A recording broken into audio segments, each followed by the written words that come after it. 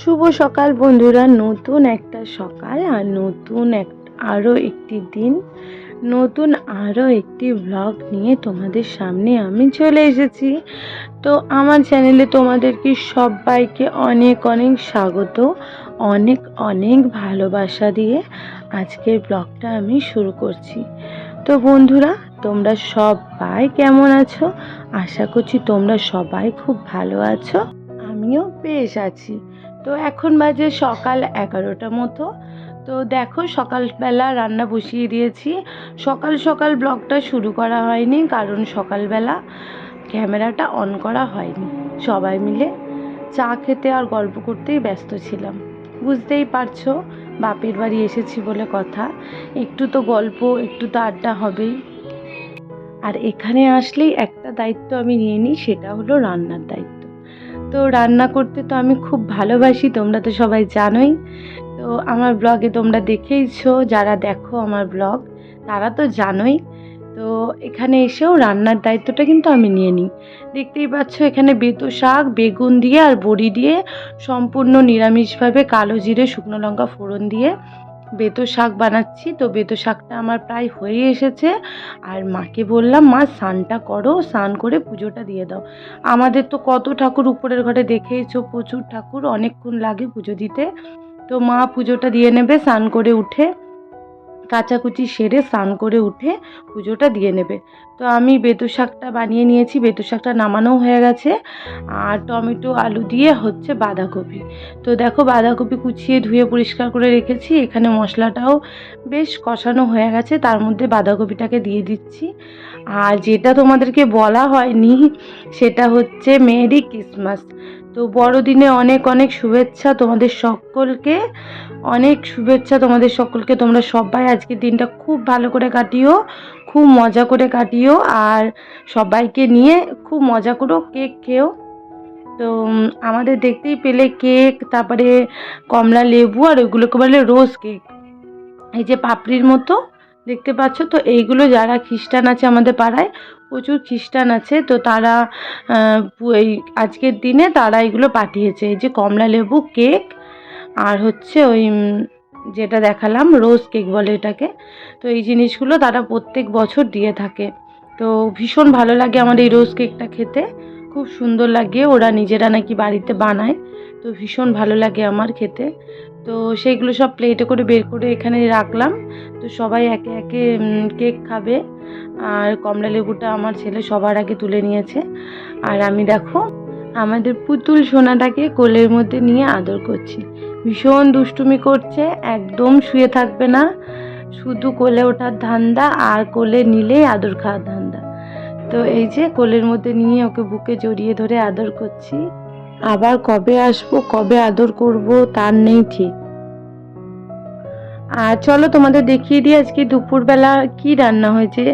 সাদা ভাত, তার সঙ্গে রয়েছে বড়ি, বেগুন দিয়ে বেতো শাকের চচ্চড়ি। আর এখানে দেখো শশা কাটা রয়েছে। আর এই যে মটরশুঁটি আলু দিয়ে হয়েছে বাঁধাকপির তরকারি। আর সাথে রয়েছে টমেটো আর ধনেপাতা দিয়ে ডাল।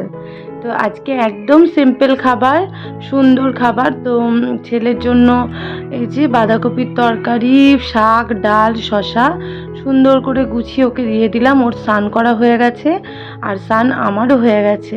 কারণ আমি এখন, মা আর আমি দুজন মিলে আমরা যাব একটুখানি মার্কেটে, তো একটু দরকার আছে। তো দেখো, মার্কেটে চলে এসেছি। আর প্রথমেই চলে এসেছি ফলের দোকানে। তো ফলটা স্পেশালি নেওয়ার ছিল, ফলের জন্যই বাজারে আসা। আর টুকিটাকি কিছু জিনিস দরকার আছে, নেব। তো সেইগুলো নিয়েই এখন আমরা এখান থেকে সোজা বাড়ি চলে যাব।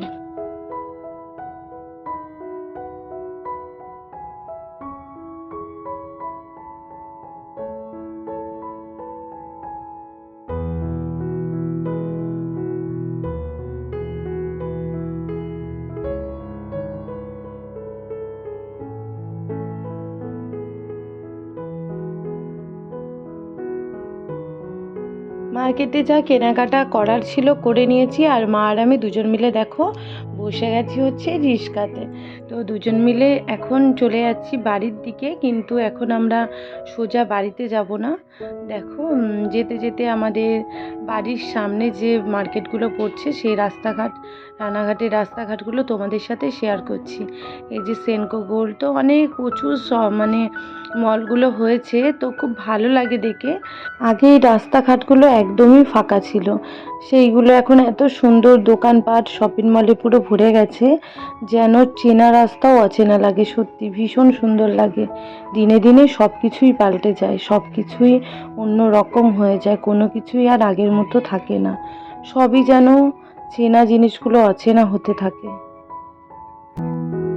এই বাজার থেকে আসলাম এখনই, তো এসেই সোজা এখন দাদুর বাড়িতে যাচ্ছি। দাদুর শরীরটা খারাপ শুনলাম, তো একবারে দাদুর সাথে দেখা করেই আসি। তার জন্য এরকম মা আর আমি দুজন মিলে অল্প কিছু ফল কিনে নিয়েছি, দুজন মিলে একসাথে গিয়ে দাদুকে একটু দেখে আসি। দাদুর তো শরীরটা ভালো নেই, তো তোমরাও সাথে চলো। আমাদের বাড়ি থেকে একদমই কাছে, মানে 2 পা এগোলেই দাদুর বাড়ি। দেখতে থাকো, আমাদের বাড়িটা জাস্ট ক্রস করে এই যে হাঁটতে হাঁটতে যাচ্ছি লাইন পারে, এই সামনেই দাদুর বাড়ি।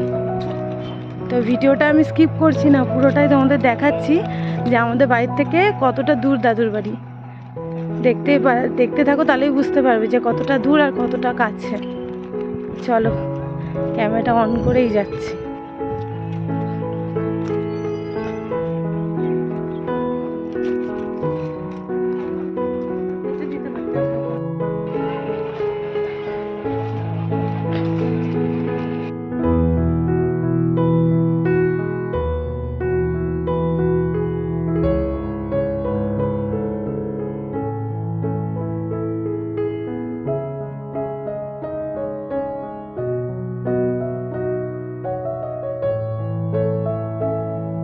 দেখো হাঁটতে হাঁটতে চলে আসলাম একদম দাদুর বাড়ির সামনে। এই যে দেখা যাচ্ছে মন্দিরা ভবন, তোমরা দেখে তো বুঝতেই পারছো এটা মন্দিরার বাবার বাড়ি। তো মন্দিরার বাবাকে আমি দাদু বলে ডাকি। তো উপরে দেখতেই পেলে একটা তারা মায়ের মূর্তি রাখা রয়েছে। আর এই যে সামনে দাদু, এখন দুপুরবেলা এসেছি, তো দাদু খাওয়া দাওয়া করে উঠে এই যে হাত পাত হয়তো ধোবে। তো সত্যি মানে মানুষটাকে দেখে এত খারাপ লাগছে যে মানুষের বয়স হয়ে গেলে, মানুষের পাশে কেউ না থাকলে মানে তার কীরকম অবস্থাটা হয়ে যায়, সেটাই মানে খুবই খারাপ লাগছে। টাকা পয়সা দিয়ে জীবনে সব কিছু হয় না। টাকা পয়সা দিয়ে হয়তো তুমি তোমার শখের জিনিসটা কিনতে পারবে, শখের জায়গাটায় ঘুরতে যেতে পারবে, কিন্তু টাকা পয়সা দিয়ে না মানুষের ভালোবাসাটা কিন্তু কেনা যায় না। ভালোবাসা কিন্তু টাকা দিয়ে কেনা যায় না। তো মানুষের ভালোবাসাটা খুবই দরকার, আর এই বয়সকালে মানুষের পাশে থাকা দরকার। যদিও মন্দিরা প্রচুর করেছে, তোমরা মন্দিরার ভিডিওতে দেখেছো, মন্দিরা একটা মেয়ে হয়ে প্রচুর করেছে, তার বাবার জন্য প্রচুর করেছে। আর বাবা মাকে কোনো মেয়ে কোনোদিন ফেলে দিতে পারে না, বাবা মা হাজারও খারাপ হোক, কিন্তু বাবা মা না তার মেয়ের কাছে ভগবানের মতো হয়। কোনোদিনই যতই যাই হোক, মনোমালিন্য হোক, যাই হোক, কোনোদিনই কিন্তু বাবা মাকে কেউ ফেলে দিতে পারে না। তো মন্দিরা যথেষ্ট করেছে আর এখনো করে যাচ্ছে। কমলা লেবু, মৌসুমী লেবু, আপেল আর কলা অল্পই এনেছি। তুমি একা মানুষ, এখনই ভাবছিলাম হ্যাঁ যে ওকে আসার সময় কমলা লেবু কিনে নিয়ে এসে আমার এনে দেবো খালি তোমাদের ঘরে। তাহলে আমরা আবার ভাবছিলাম যে খেতে পারবে কি না পারবে, এইসবগুলো খেতে পারবে, যা আছে সবই খেতে পারবে, সব খেতে পারবে। হ্যাঁ হ্যাঁ,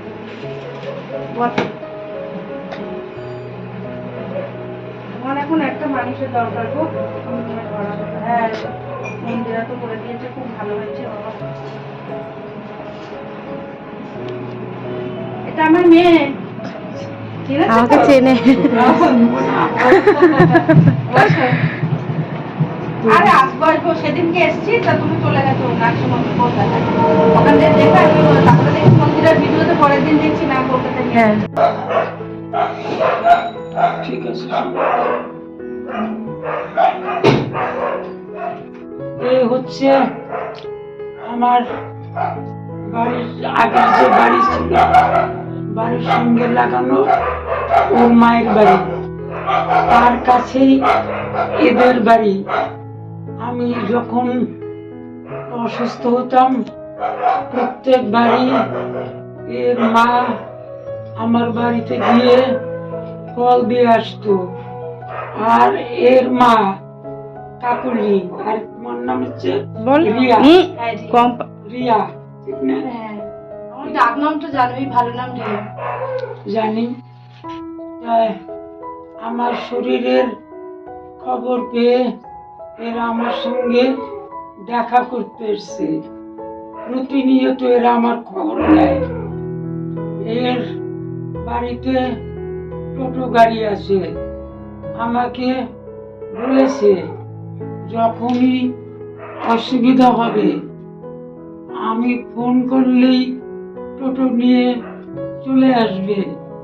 অত্যন্ত ভালো মেয়ে, সব বলার মতো নয়।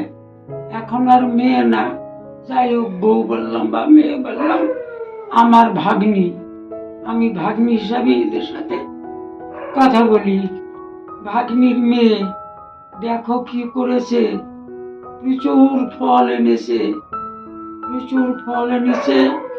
হ্যাঁ, এটা ঠিক যে আমার লাগবে, অস্বীকার করার কিছু নাই। কমলা লেবু আমার ঘরে নাই।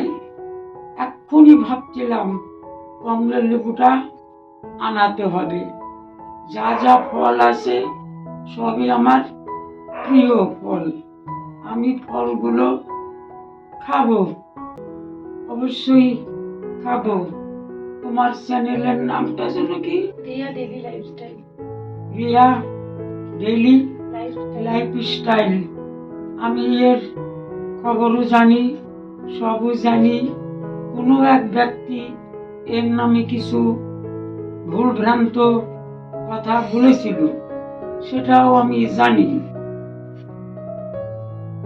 যাই হোক, আমার ভালোবাসা আশীর্বাদ রইল রিয়ার উপরে। ও ভবিষ্যতে অনেক দূরে যাবে, অনেক বড় হবে। ওর ইউটিউব চ্যানেল অনেক বড় হবে। শুধু তাই না, পারিবারিক জীবনেও ওরা খুব সুখী থাকবে। ঈশ্বরের কাছে আমার প্রার্থনা রইল। ফলগুলো পারলে একটু দেখিয়ে দাও। আমি তোমাকে কেটে দিই না, ফল দেখা, ফল দেখাতে হবে না। আর ফল তোমাকে ওটা ভালোবাসা, ওটা লোককে দেখানোর কিছু নেই। ঠিক আছে, ওটা তোমাকে ভালোবেসে দিয়ে গেল। এই যে মা সবসময় তোমার কাছে আসে, খোঁজ নেয়, সবকিছু কি আর মানুষকে দেখানোর জন্য বলো? সবকিছুই দেখানোর জন্য হয় না। কিন্তু কিছু কিছু মানুষ আছে যেগুলো তারা বোঝে না, এই ওইটুকুর জন্যই জাস্ট ক্লিপটা তোলা, আর কিছু না। সবকিছু ভালোবাসা তো আর সবার সামনে দেখানো না। এটা স্মৃতি হয়ে থাকবে, এই যে ব্লকে ছাড়লে স্মৃতি হয়ে থাকবেই। যে তুমি, তোমার কাছে আসলাম, দেখা করলাম, এটাই অনেক। সবকিছু মানুষ দেখানোর জন্য তো না, দাদু বারবার বলছিল, তাই দাদুকে একটা কমলা লেবু আমি ছাড়িয়ে দিলাম। দাদু এখন খাচ্ছে। এত ভালোবাসা দিয়ে কমলা লেবুটা এনেছে, আমি তো খাবোই একটু পরে, তাই সামনাসামনি খাই। তাই ওদের তো, একটু ভালো আমারও লাগে। ভালো লাগলো হ্যাঁ, খুব। ওই জন্যই। তুমি যে খেলে আর তোমার মনে ইচ্ছা করছিল কমলা লেবু খাওয়ার, এইটা তো আরো শুনে ভালো লাগলো যে আমরা যেটা এনেছি সেটা তোমার পছন্দ হয়েছে। এটাই ভালো লাগলো, খাও। আর ভগবানের কাছে বলি খুব তাড়াতাড়ি সুস্থ হয়ে যাও তুমি, আবার ব্লগ দাও, তোমাকে সবাই খুব ভালোবাসে। বললাম দাদুকে নিয়ে যাস তোদের বাড়ি, এর আগের বার এলো তখন বললাম, তুমি যে হঠাৎ করে আমার বড় ননদ তোমার ব্লগ দেখে, বুঝলে তো, আমার বড় ননদ তোমার কথা বলে যে উনি একটা বয়স্ক মানুষ হয়ে এত সুন্দর সুন্দর রান্না করে, এত সুন্দর ফিটফাট এত সুন্দর করে। আমার বড় ননদ তোমার সব ব্লগ দেখে আর আমাকে এসে বলে বলে তোমাদের চেনাশোনা। আমি বলি হ্যাঁ, আমাদের ছোট থেকে, আমাদের পাশের বাড়ি ছিল দিদাবাড়ি, দাদুকে আমি ছোট থেকেই চিনি। তোমার কথা খুব বলে। আমার বড় ননদ আসলে নিয়ে আসবো তোমার কাছে। এত অসুস্থ এর মধ্যেও আমি তো 24 ঘন্টা ডায়াপার্স করি। সকালে উঠে দুপুরে ডেটল দিয়ে, তুলো দিয়ে সমস্ত জায়গাটা পরিষ্কার, খুব পরিষ্কার। জানি না আমাদের বাড়ি ছিল, কেনা জলে উনি থালা ধুতো। খুব পরিষ্কার মানুষ। কেনা জলে বিসলেরি জলে থালা ধুয়ে খাবে, কাজের লোক মেজে দিয়ে যাবে, আবার উনি বিসলেরি জল দিয়ে। আরে উনি যে মানে আমাদের বাড়িতে থালা ছিল, আমি একা থাকে, তাও যে অত রকমের রান্না, আমি তো ব্লগগুলো দেখি। উনি শৌখিন মানুষ, শৌখিন মানুষ। জামা হ্যাঁ কাপড় ইস্ত্রি করা, ফিট ফাট, পরিষ্কার পরিচ্ছন্ন, এই ঘরেই তো উনি থাকে। হ্যাঁ, এখনো দেখো কত সুন্দর পরিষ্কার। এই যে কত সুন্দর পরিষ্কার পরিচ্ছন্ন, কোনো একা একা থাকে, গ্যাস কোনো নেই ইয়ে গিয়ে নেই কিচ্ছু নেই, খুব সুন্দর। খুব পরিষ্কার। আমি জানি না কেনা জলে থালা ধুয়ে তারপরে খাবে। মিষ্টি আছে দাদু লেবুগুলো? খুব খারাপ লাগলো গো, আমার এত খারাপ লাগছে যে আমি তো দেখো বন্ধুরা, যে আয়া মাসিকে মন্দিরটা রেখেছে সে আয়া মাসির কাছে কত রকমের ফল ডাব কত রকমের কত কিছু দিয়ে মন্দিরার বাড়িতে এখন ওনাকে পাঠিয়ে দিল। মানে ওনার ডিউটি সকাল 7টা থেকে সন্ধ্যে 7টা পর্যন্ত, কিন্তু মন্দিরার বাড়ি যাবে বলে উনি একটু তাড়াতাড়ি ছেড়ে দিল। আর দেখো এখানে কত ডাব রাখা রয়েছে, প্রচুর ডাব এনে রেখেছে। তোমরা তো সবাই জানো দাদু জন্ডিস হয়েছে, তো তার জন্য ডাব খাওয়া দরকার, তাই অনেক ডাব এনে এখানে রাখা আছে। আর কিছু ফল ডাব সব কিছু পাঠিয়ে দিল মন্দিরার মেয়ের জন্য, মানে জয়ীর জন্য। সত্যি মানে কিছু বলার নেই, দাদুরা এরকমই হয়, নিজে কিছু খেলে কিছু কি করলে। আজকে দেখো উনি মৃত্যুর সাথে লড়াই করছে, তবুও নাতনির জন্য এটা ওটা সেটা পাঠাচ্ছে। আবার আরও একটা জিনিস বলছে যে নাতনিকে দেবে, সেটা দাদুর ভিডিওতেই তোমরা দেখো, সেটা আর আমি বললাম না। আলোচনা করছিল যে সুস্থ হলে নাতনির জন্য ওই জিনিসটা কিনে পাঠাবে। তো অনেক রকম গল্প হলো, কথা হলো। জানি না বন্ধুরা, তোমরা আজকে হয়তো আমার ব্লগটা দেখার পর তোমরা হয়তো অনেক কিছু ভাববে, অনেক কিছু বলবে, অনেক স্বার্থপর বলতে পারো আমাকে। এরকম কমেন্ট তো আমার কমেন্ট বক্সে আসে, তার জন্যই আমি বললাম। কিন্তু বিশ্বাস করো, আজকের দিনে দাঁড়িয়ে কে ভুল কে ঠিক, কে ভালো কে খারাপ, এত কিছু আমি জানতে চাই না, আর কাউকে জানাতেও চাই না। তো মানে কি বলবো, মনুষ্যত্ব বোধ বা মানুষ, আমি একটা মানুষ, তো চোখের সামনে যখন দেখলাম বা জানতে পারলাম। আর আমি রানাঘাটে বিয়েতে এসেছিলাম, তো বিয়েতে এসে যখন এখানেই রয়েছি, তো দুটো বাড়ির পরে যদি এসে দেখি বা এখানে আসি, সেটা জানি না তোমাদের চোখে অনেকের খারাপ লাগতে পারে, অনেকে খারাপ কমেন্ট করতে পারো। আর যেহেতু এই মানুষটাকে ছোট থেকে দেখছি, কতটা ভালো কতটা খারাপ আমি এক্সপ্লেন করতে চাই না, আমি কিছু বলতেও চাই না কারণ আমার থেকে যথেষ্ট বয়সে বড়, তাকে আমি কিছুই বলতে চাই না। কিন্তু এই শেষ বয়সে এসে মরণ বাঁচনের সাথে লড়াই করছে একটা মানুষ, তাকে যদি আমি চোখের দেখা একটু দেখে যাই, তাতে যদি তোমাদের খারাপ লাগে বা আমাকে খারাপ কিছু বলতে বলো, সেখানে আমার আর কিছু বলার নেই বন্ধুরা। তোমরা আমাকে যা খুশি তাই বলতে পারো, আমার কমেন্ট বক্স খোলাই থাকবে, তোমাদের মতামত তোমরা জানিও।